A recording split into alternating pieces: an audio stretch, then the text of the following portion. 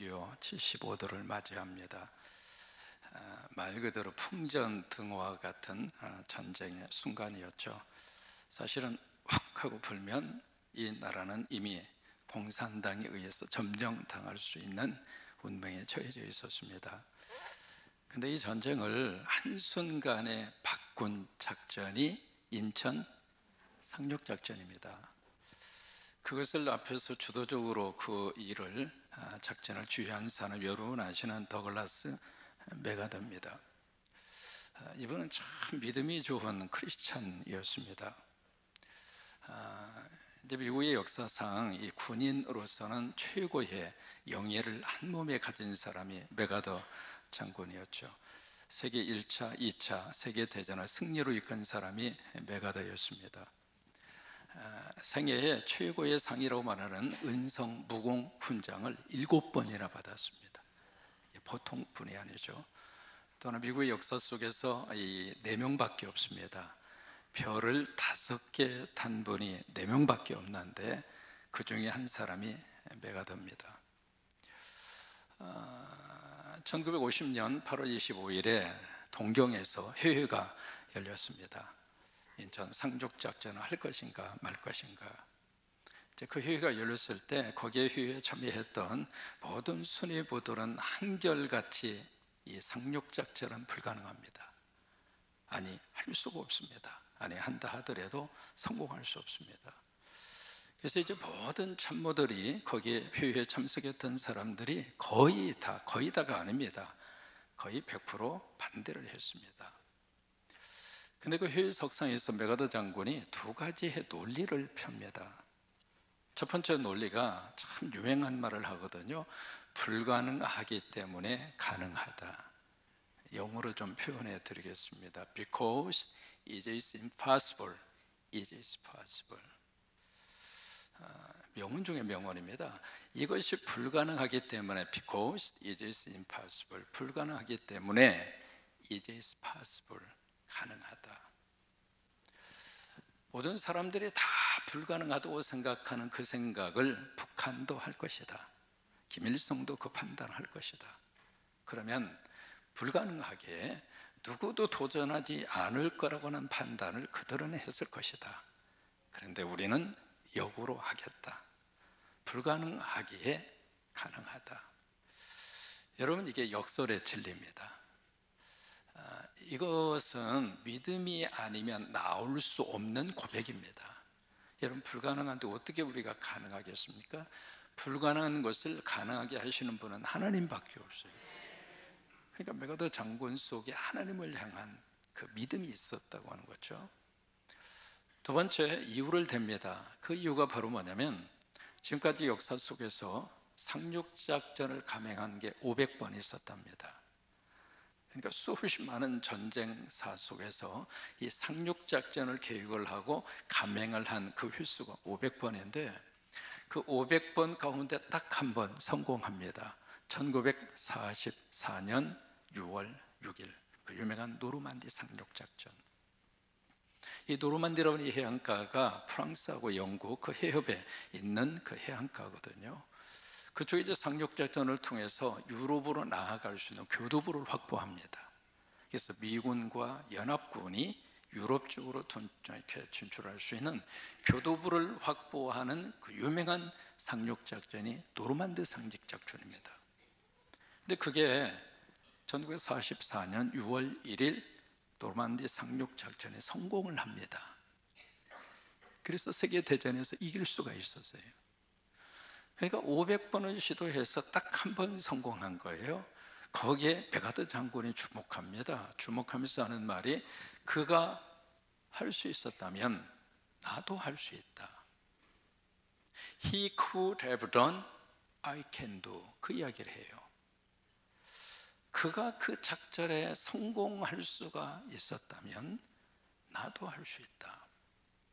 여러분, 그게 빌립보서 4장 13절 말씀이에요. 내게 능력 주시는 자에서 내가 모든 것을 할 수 있다.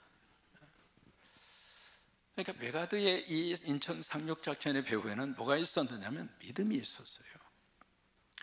믿는 바가 있으니까 모두가 다 무모하다고, 도저히 이것은 불가능하다고, 100% 진다고, 100% 실패한다고, 그 속에서도 참 믿음이란 그렇습니다. 믿음은 하나님 바라보고 나아가는 게 믿음입니다. 내가 못하면 못한다, 그건 믿음이 아니죠. 내 능력과 내 힘은 이 정도에서 그친다 하더라도 내가 할 수 있는 것은 이거밖에 안 돼요. 그러나 하나님은 그것을 뛰어넘습니다. 인정하시면 아멘. 여러분, 그게 믿음이에요. 그리고 그것이 통해야 하는 곳이 교회입니다. 교회에서 뭐 이렇게 하자고 그럴 때 여러분이 여러분 생각과 판단과 경험에 갇혀 있으면 교회는 믿음으로 한 발짝도 못 나갑니다. 나는 못해도 하나님은 할 수 있다. 내 능력은 이거밖에 안 돼도 하나님이 함께 하시면, 하나님이 함께 하시면, 하나님이 함께 하시면, 이게 믿음의 영역이거든요. 믿음은 나에게서 시선을 떼서 하나님을 바라보는 게 믿음이거든요. 그런 것처럼 메가드에게 있어서는 그 믿음이 있었다는 거예요.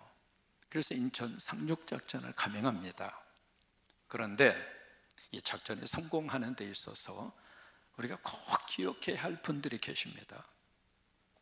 이게 어느 날 갑자기 인천 상륙작전 딱 해서 이 함대가 딱 해서 인천 지역으로 쑥 들어가서 거기서부터 딱 테러를 차단하고 마치 도관의 준추처럼 인민군을 쪽으로 가둬놓고 그렇게 작전이 이루어진 것이 아니라 그 배후에는 참 수많은 사람들의 헌신과 수고와 그리고 참여가 있었습니다. 그 인천 상륙작전이 이루어지기 전에 거기에 해군 첩보부대가 있었습니다. 그래서 엑스레이라고 하는 작전을 감행합니다. 감행을 하는데 이게 저게 지형도 가서 살펴봐야 될 거 아니겠어요? 어디로 상륙을 해야 될지 답사를 해야 될 거 아니겠습니까? 저게 동태도 봐야 될 거 아니겠어요? 거기에 목숨을 걸고 17명이 투입이 됩니다. 그게 유명한 엑스레이 작전입니다. 그런데 17명의 해군 첩보 부대가 그 임무를 수행할 수 있도록 거기에 섬이 하나 있습니다. 영흥도라고 하는 섬이 있는데 그 섬의 주민과 그리고 학생들이 그 일에 협조를 해줍니다. 그래서 해군 첩보 부대가 그 임무를 완성해요. 또 하나는 거기 이제 그 바다 앞바다에 어뢰를 깔아놨을 거 아니겠습니까? 근데 그것을 제거를 하고 그리고 거기에 등대가 하나 있습니다. 그 유명한 팔리미도에 등대가 있거든요. 그것은 영화로도 나왔습니다. 그 팔리미도에 그 등대에다가 불을 켜야 돼요. 불을 켜서 이쪽에다가 신호를 줘야 된단 말이죠. 근데 그 일을 하는데 거기에 그 작전이 캐로 작전입니다. 그 캐로 작전에 많은 사람들이 거기에 참여를 합니다. 또 하나 이쪽에 적의 시선을 다른 쪽으로 유인하기 위해서 경북 영동에 거기에 이제 그 상륙작전을 비슷하게 작전을 하나 펼쳐요. 영동에다가 와술인가 그쪽에 이제 상륙작전을 펼치는데 그러니까 적의 시선을 그쪽으로 몰아놓은 거죠. 그래서 그쪽으로 관심과 그쪽으로 시선이 쏠려 있는 사이에 인천 상륙작전이 감행이 됐거든요. 거기도 많은 사람들이 참여를 해요. 하는데 거기에 참여한 사람들이 모두 평균 연령이 17살입니다. 17살 먹은 지금 여러분 생각해 보세요. 17살 먹은 이 학생들이 딱 2주 훈련 받았습니다. 그리고 3일치 식량을 배급받아서 말 그대로 목숨 걸고 그 작전에 들어간 겁니다. 그래서 그때 투입이 된 그때에 투입된 사람이 772명입니다. 모든 그때 투입이 됐던 사람들이 다 전사했습니다.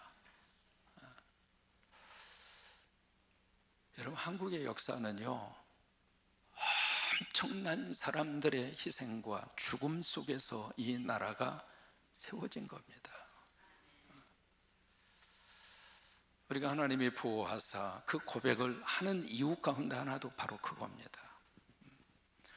그러니까 17살 먹은 평균 연령이 17살이었으니까 국가적인 위기 앞에 풍전등화 같은 이 전쟁의 이 상황 속에서 우리 고등학생에 해당하는 그 학생들이 거기다가 자기의 목숨을 건 거예요. 그래서 인천 상륙작전은 메가더의 리더십도 참 탁월하고 빛납니다마는 이름 없는 무명의 용사들, 그들에 의해서 인천 상륙작전은 성공할 수가 있었어요. 그런데 이것은 교회 역사도 똑같아요. 우리 선교의 역사를 딱 우리가 이야기할 때 가장 먼저 떠오르는 것이 안디옥 교회입니다. 수리아에 있는 안디옥. 그 안디옥 교회가 세워질 때 예루살렘에 박해가 있었잖아요. 그래서 도저히 살 수가 없어서 위로 올라간 거예요. 올라가서 지금의 시리아, 수리아 그쪽에 안디옥 지역까지 모이게 된 거죠. 그 모인 핍박을 받은 초대교회 성도들이 교회를 형성을 하고, 그 교회가 우리가 이 복음을 우리만 가지고 끝나지 말자 해서 전 세계로 복음을 전파하자. 그래서 세계 선교의 큰 몫을 감당한 교회가 그 수리아, 시리아, 안디옥 교회잖아요. 근데 그 교회가 세워졌다고 하는 그 기록 앞에 누가 어떻게 세웠는지에 대한 기록은 성경이 없습니다.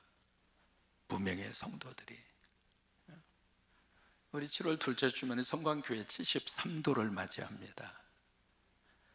우리 교회 역사 속에서 담임 목사님들의 이름은 우리가 기억합니다마는 이 교회가 오늘 여기까지 세워지기까지 얼마나 많은 성도들이, 이름 없는 무명의 성도들이 헌신을 하고 헌금을 하고 그리고 눈물을 뿌리고 그리고 이 교회를 섬겼는가. 하나님 나라에서 하나님의 상이 클 줄로 믿습니다. 우리는 항상 그것을 잊어버리면 안 됩니다. 무엇이든지 저절로 되는 것은 아무것도 없습니다. 뿌리기 때문에 거둘 수 있는 것이고, 심어서 물을 주기 때문에 자랄 수가 있는 것이고, 그만큼 가꾸고 그만큼 애를 쓰니까 결과가 나오는 거지, 아무런 수고도 안 하고 노력도 안 하고 오늘날 갑자기 결과적으로 주어지는 것은 아무것도 없어요. 그래서 오늘 6.25 이 75도를 맞이하면서 그분들을 다시 한번 기억하고, 그렇게 해서 우리에게 물려준 이 나라이기 때문에 새로 들어선 정부가 정말 성공했으면 좋겠어요. 그 정당과 정부를 위해서가 아니라 국민들을 위해서, 정말 이 나라가 그렇게 해서 하나님이 보호하심으로 이 나라가 공산주의가 되지 않고, 여러분 생각해 보세요. 그때 전쟁이 있어졌으면 우리는 공산주의 체제에서 살아야 되잖아요. 그 체제가 어떻다고 하는 것을 저는 직접 가서 본 사람이기 때문에 더 뼈저리게 제가 느꼈어요. 우리에게 자유를 주셔서 마음대로 예배하게 하시고, 마음대로 하나님을 섬기게 하시고, 신앙생활에 전혀 제재를 받지 아니하고, 새벽에 나와도 누가 뭐라고 합니까? 여기서 목소리를 높여서 주여 주여 부르짖는들 누가 와서 잡아갑니까? 그러니까 마음대로 예배하고 마음대로 하나님을 섬길 수 있는 이것은 저절로 주어진 게 아니에요. 분명히 사람이든 아니면 내가 되든 하나님이 들어 쓰신 거죠. 그런 역사와 능력으로 주신 이 나라가 이제는 더 이상 분열되지 말고 서로 하나가 돼서 정말 이 나라가 잘 되기를 위해서 우리 함께 기도하고, 권사님 기도하신 대로 절대로 이 나라에 전쟁이 일어나지 아니하도록 하나님이 꼭 막아주셔서 마귀와 사탄이 틈타지 아니하고, 그런 나라로 앞으로 하나님이 더 크게 들어 쓰시고 그런 축복이 임하게 될 줄로 믿으시면 아멘. 다시 한번 아멘. 다시 한번 아멘. 그렇게 될 줄로 믿습니다. 이 디모데전서는 목회를 하는 디모데에게 준 목회 매뉴얼입니다. 목회자 핸드북과 같은 것이 디모데전서, 디모데후서입니다. 디모데전서 3장에서 교회에 일꾼을 세우라 그렇게 말씀하시죠. 일꾼을 세우는데 감독을 세우고 여자 집사를 세우고 남자 집사를 세우고, 근데 거기에 대한 자격 조건이 굉장히 까다롭습니다. 그냥 교회 와서 어느 정도 다니고 헌금 좀 내고 그리고 열심히 출석하고 때가 되면 뭐 집사 주고 뭐 주고 그런 시스템이 아닙니다. 만약에 성경의 기준대로 오늘날 감독을 세우고 장로님을 세우고 목회자를 세우고 그리고 안수 집사를 세우고 권사를 세우고 집사를 세운다면 과연 재직 가운데 얼마나 그 자격 기준을 통과할 수 있을까? 한 번 정도는 물어봐야 돼요. 그러니까 이 디모데에게 에베소 교회를 목회하면서 일꾼을 세우는데 일꾼이 한 사람의 일꾼이 교회 공동체와 이 세상에게 미치는 영향력이 그만큼 크다고 하는 거예요. 여러분들 어디 가셔서 어떤 행동을 하시잖아요. 그 뒤에 꼬리표가 붙습니다. 성광교회 교인이래. 그러면 여러분들이 어느 장소 어느 곳이든지 인정받고 사랑을 받으면 저분 성광교회에 다닌대. 그러면 누가 영광을 받습니까? 성광교회를 세우신 하나님의 영광을 받습니다. 그러니까 이게 있는 자리에서 내가 하나님을 모시고 예수 그리스도를 내가 모시고 예수 그리스도와 우리가 함께 살고 있잖아요. 그래서 이 직분자 한 사람이 미치는 영향력이 그만큼 크기 때문에 목회자들은 직분자를 세울 때 여기에 이 기준을 가지고 직분자를 세워라, 그 말씀을 하시는 거예요. 그러면서 이제 그 다음에 여기에 경건의 비밀을 우리에게 가르쳐 줍니다. 크도다, 경건의 비밀이요. 그 앞에 하나님의 집이 나오잖아요. 하나님의 집. 내가 지금 당장 가고 싶은데 만약에 내가 차일피일 미루다가 방문하는 것이 늦어지면 디모데 네가 이 하나님의 집에서, 그래서 하나님의 집이 어떤 집이라고 하는 것을 좀 더 구체적으로 설명하죠. 바로 진리의 기둥과 터라고 하는 거예요. 그리고 그 다음에 16절에 크도다, 경건의 비밀이요, 이렇게 나가는 거예요. 그러니까 여러분, 이 교회는요 진리의 기둥과 터가 교회예요. 그러면 진리가 뭘까? 복음이죠. 예수 그리스도잖아요. 교회는 예수 그리스도의 기둥이에요. 그리고 교회는 예수 그리스도가 기초를 이루고 있어야 돼요. 그래야 교회라 이 말이죠. 그러면서 경건의 크도다, 경건의 비밀이요 하면서 경건의 비밀이 과연 누군가? 예수 그리스도다. 그래서 예수 그리스도, 이 예수 그리스도에 대해서요 초대교회에서 가장 심혈을 기울여서 매 예배 때마다 말씀을 주었던 설교의 핵심 내용을 딱 한 구절로 요약하는 게 16절입니다. 이게 16절이 이 복음에 대한 내용을 딱 한 문장으로 압축 파일로 만들어서 우리에게 던져준 게 16절이에요. 그래서 그는 육신으로 오셨고 육신으로 나타나셨고 그 다음에 성령에 의해서 의롭다 하심을, 영으로는 의롭다 하심을 받았고 예수 그리스도의 성탄이잖아요. 오심이잖아요. 그리고 십자가죠. 그리고 부활이잖아요. 천사에게 보이시고 만국에게 전파가 되시고 그리고 모든 사람들이 믿음 바가 되셨으며 그리고 하늘의 영광 가운데 올려 주셨느니라. 예수 그리스도의 성천 아닙니까? 성천은 곧 예수 그리스도의 재림을 말하는 거예요. 이 복음의 핵심 내용을 딱 한 문장에다가 쭉 기록하고 있는 게 16절이에요. 이게 진리의 기둥과 터라고 하는 거예요. 이제 그 말씀을 하시고 나서 4장 1절로 갑니다. 4장 1절로 가면 맨 처음에 나오는 단어가 뭐예요? 그러나. 자, 저를 보세요.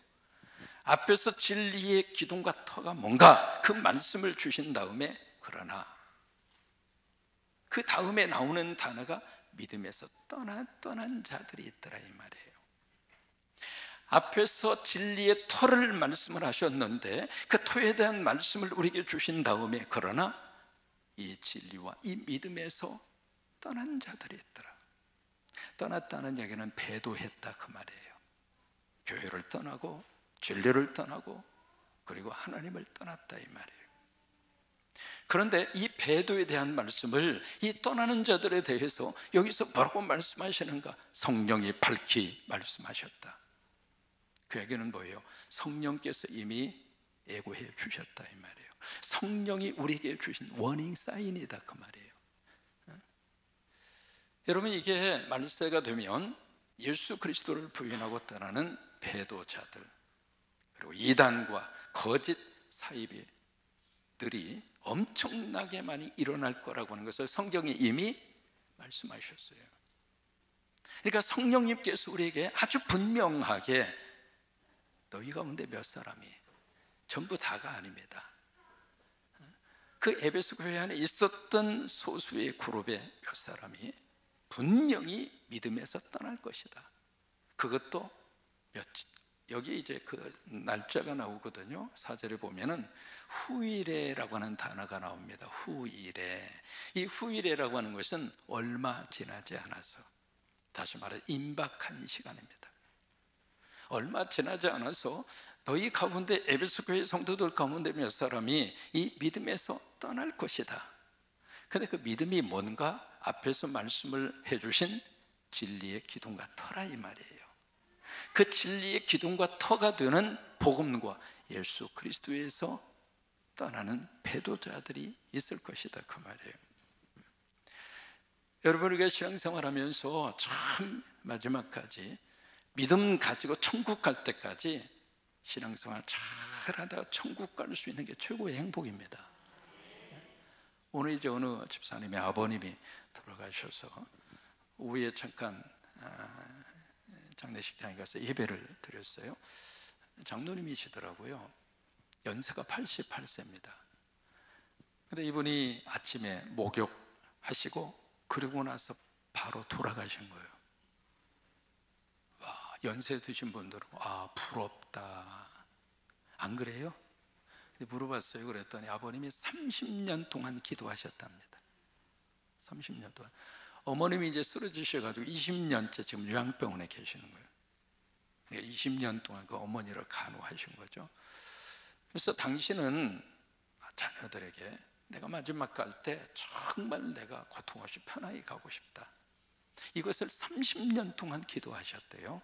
근데 그 기도를 하나님이 들으시고 세상에 목욕 다 하시고 그리고 나서 누워서 가신 거예요. 와, 저도 기도했어요. 내가 갈 때도 그렇게 가게 해주세요. 아멘 해주신 분에게 감사하다는 말씀을 새삼 드립니다.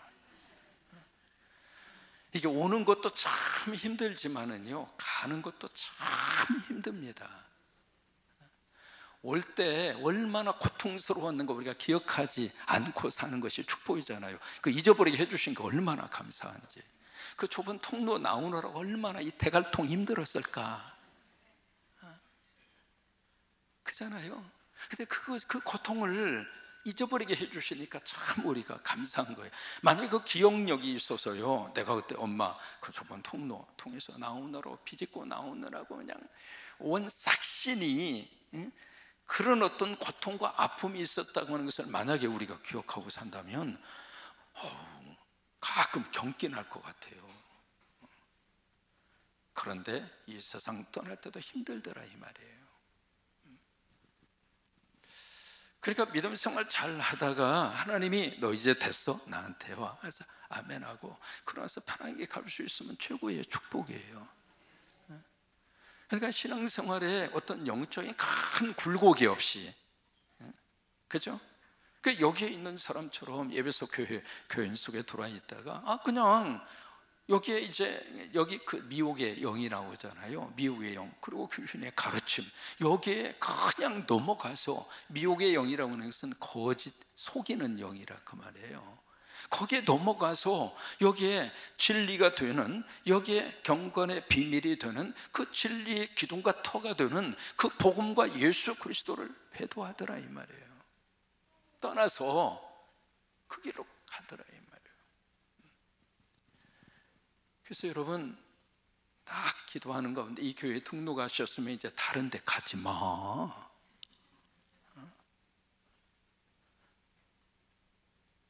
하나님이 여기 보내셔서 이 교회에 등록을 하셨으면 비행기 타고 이민 가지 않는 한 그냥 여기 계셔. 왜 아멘도 아니오. 왔다 갔다 해가지고 하나님도 헷갈려가지고 기도응답을 주려고 이렇게 봤더니 성광교회 있나 싶었더니 봤더니 없어. 어디 가나 싶었더니 저쪽으로 갔대야. 그래서 그 교회 가서 찾아보니까 그 교회도 없어. 어디 갔냐고 그랬더니 어디로 갔대야. 그러면 되었어요. 여러분, 내 마음에 맞는 교회를 찾지 마시고요, 주님의 마음에 맞는 교회 안에 내가 뿌리를 내리는 게 축복인 거예요. 그러니까 그런 일이 에베소 교회 안에 있었다 이 말이에요. 2절에 보시면 여기 이제 여기에 귀신의 가르침을 따르리라 그렇게 말씀하셨잖아요. 근데 그런 사람들은 2절은 1절의 말씀을 이어받아서 지금 2절이 가는 거예요. 그런 사람은 여기에 자기 양심이 뭘 맞았어요? 화인을 맞았다 이 말이에요. 여기 양심에 화인을 맞았다 이 말은 그 당시에 노예나 그리고 그 종이 있잖아요. 노예나 그 종을 딱 했을 때 내 소유의 개념으로 인두 같은 데다 불을 찢어가지고 신체 어느 부위에다 도장을 꽉 찍는 거예요. 그게 화인이에요, 화인. 미국에서는 이 초창기 근대 사회가 넘어오기 전에 목장들이 그렇게 많았는데 양을 그렇게 많이 훔쳐갔어요, 사람들이. 그러니까 양을 도둑이 하도 많으니까 안 되겠다 싶어서 양을 훔치다가 딱 잡히면은 이마에다가 도장으로 딱 새겼어요. 이마에다가 뭐라고 써있냐면 ST라고 하는 말로, 약자로 ST. S가 쉽, 양이라는 뜻이거든요. T라는 것은 deep해서 도둑놈이다 이 말이에요.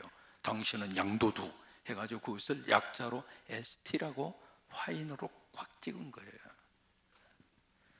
그러니까 여기에 미혹의 영과 귀신의 가르침에 넘어간 그들 속에는 양심이 이미 화인 맞았다 이 말이에요. 여러분, 화인에 맞으면은 양심이 어떻게 돼요? 무디어져요. 이게 잘못된 건지 이것이 옳은 건지 판단 자체를 못해요. 그래서 양심의 화인을 맞아서 외식함으로 거짓말하는 자들이다. 이게 위선적인 거짓말장이라 그 말이에요. 3절입니다. 이 3절의 말씀이 바로 이 에베소 교회 안에 들어온 이단들입니다. 3절 같이 읽겠습니다. 혼의를 금하고 어떤 음식물은 먹지 말라고 할 터이나. 자, 여기까지입니다. 어떤 사람들이 들어와서 교인들을 힘들게 했는가? 결혼하면 안 된다. 금혼주의입니다. 금혼주의. 결혼하지 말라. 결혼은 하나님께서 원하시는 것이 아니다. 결혼하는 것은 타락하는 것이다. 결혼하는 것은 죄를 짓는 것이다. 여러분, 이상하지 않아요? 그러니까 여기 금혼주의가 교회 속으로 들어온 거예요. 또 하나, 여기 이제 어떤 음식물은 먹지 말라. 이게 이제 어디로 발전이 되냐면 금식으로 발전됩니다. 그럼 왜 이런 주장을 하게 됐는가? 이 배후에 뭐가 있느냐면 계속 말씀드린 영지주의가 파고 들어온 거예요. 이 사람들이 주장하는 것이 뭐냐면 두 가지예요. 영은 무조건 선하다. 영적인 세계는 무조건 선하다. 이렇게 나가는 거예요. 육은 무조건 악하다. 이렇게 이야기하는 거예요. 결혼이라고 하는 것은 육체와 육체의 결합이기에 가장 타락한 자들이 하는 행위가 결혼이다. 그리고 이 육을 어떻게 하면 거룩한 영의 세계로 이 육신을 바꿔갈 수 있겠는가? 금식해라. 금식을 하면 성결하게 되고 그리고 영적인 선의 세계로 우리의 삶이 바꿔지게 될 것이다. 그런 주장을 가지고 이 주장을 하는 거예요. 여러분, 이게 성서적으로 맞나요? 결혼은 누가 주셨어요? 사람이 만들었나요? 창세기 2장에 하나님이 주신 제도가 결혼 아닙니까? 아담을 만드시고 하와를 만든 다음에 아담에게 하와를 데려다 주신 분은 하나님이세요. 그리고 둘을 딱 주례해서 가정을 이룩하게 하고 가정을 출발시킨 분이 하나님이라 이 말이에요. 지금 여러분들이 살고 있는 그 가정은요, 다 하나님이 다 만들어서 지금 부부지간으로 가정으로 그렇게 살게 한 거예요. 아멘 안 하는 분은 이제 저녁에 반찬을 주지를 말아버려요.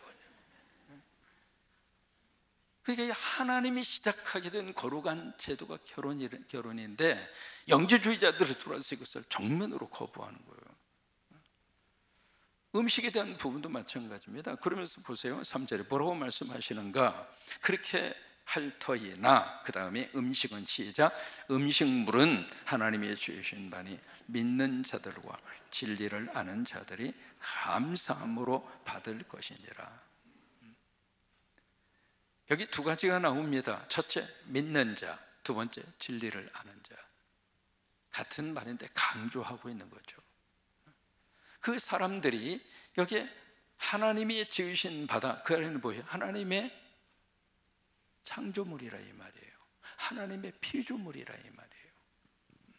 자, 보세요. 하나님이 만드신 작품 속에는 무슨 혼이 들어가 있습니까? 하나님의 혼이 들어가 있는 거죠.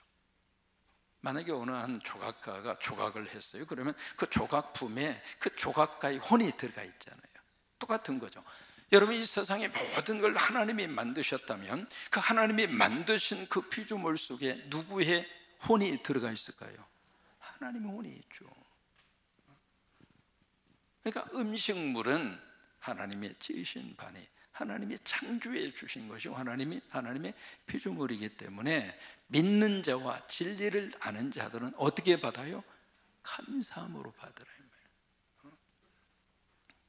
이게 밥 먹을 때도 우리 성광교회 교인들은 식탁 앞에서 한 번씩 외쳐요. 주는 대로 먹자. 이게 쌀 한 톨이 쌀로 만들어지려면 몇 번의 손이 가야 되는 줄 알아요? 88번. 장로님 말씀이 맞아요. 쌀미자가 그래서 나온 거예요. 88번. 88번에서 내가 그 쌀이 만들어져서 입으로 들어가는데 그걸 먹으면서도 인상을 그냥 있는 대로 쓰고, 그럼 되겠어요? 그럴 수 없다 이 말이죠. 그러니까 감사함으로 먹으라고요. 아멘. 만나고 그래서 밥 먹을 때 감사함으로 먹어요. 밥이 되네, 밥이 지네. 그 입맛을 더 어떻게 맞추라고. 그냥 주는 대로 땡큐하고, 땡큐라는 말은 잘 알잖아요. 엄지척 한번 탁 해주고, 지금 이제 여름이 오는데 여름에 비 오듯이 그냥 땀 흘려가면서 준비해서 이렇게 대접해서 드리는데, 지난주에는 가니까 밥이 떨어졌대야. 근데 그 말 들으면서 얼마나 감사한지. 이제 그만큼 많이 잡수셨다는 말 아니에요. 그래서 밥이 떨어져가지고 마지막 밥을 제가 마지막 밥을 퍼먹은 거예요. 그러니까. 근데 그 옆에 장로님들 안 먹고 딱 있는데 속으로 얼마나 고소한지. 그래서 내가 비벼서 먹으면서 참 맛있다고, 꿀맛이라고 약 올려가면서 먹었거든요. 이게 떨어지니까 더 감사한 거예요, 이게. 그러니까 하나님이 지으신 바니까 우리가 믿음 안에서 뭐든지 감사하게 잡수세요. 불평하지 말고. 아셨죠? 식탁에서 불평하는 분 있으면 010-7270-1338로 전화해서 일러. 그러지 마. 감사함으로 잡수셔. 4절입니다. 시작. 하나님께서 지으신 모든 것이 선함에 감사함으로 받으면 버릴 것이 없다. 하나님께서 지으신 모든 것이 선하다. 이게 창세기 1장이에요. 하나님이 창조하시고 나서 하나님 보시기에 좋았더라, 하나님 보시기에 좋았더라, 그 말씀이에요. 그러니까 감사함으로 받으면 버릴 것이 없다는 이야기는 거절할 것이 없다 이 말이에요.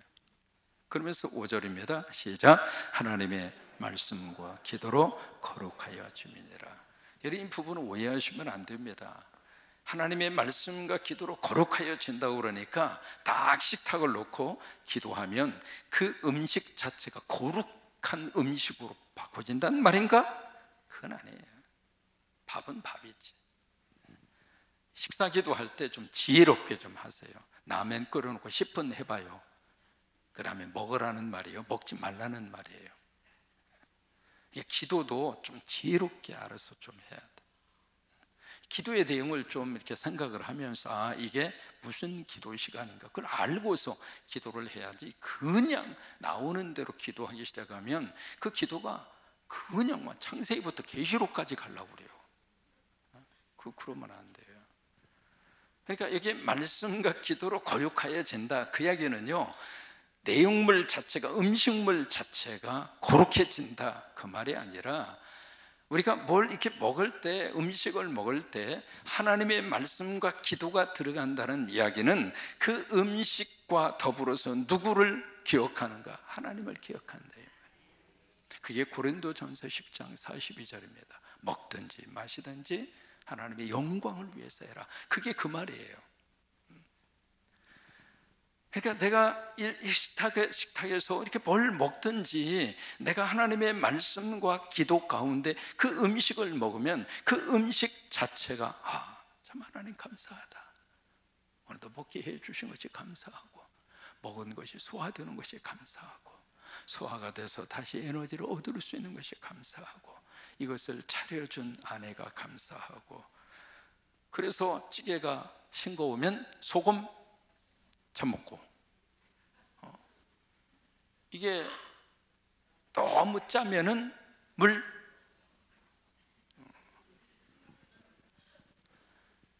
그러니까 말씀과 기도로 그것을 해석하면 그 자체 속에 하나님의 은혜예요, 하나님의 축복이라 이 말이에요. 그렇게 음식 문제도 그렇게 해결하면서 살아라, 그 말이에요. 여러분, 이 복이 여러분 가운데 임할 수 있게 되기를 축복합니다. 매 식탁마다 하나님의 말씀과 기도로 이 음식을 주신 하나님 기억하고, 그러면서 감사함으로 잡수시고, 음식을 차려주는 사랑하는 아내에게 더 감사하시고, 절대로 왜 이것 줬냐고 절대로 그렇게 하지 마시고, 주는 대로 그냥 아멘 하면서 맛있게 잡수시고, 그러면 하나님이 더 좋은 것으로 먹여주시니까 그 은혜가 넘치기를 주의 이름으로 축원합니다.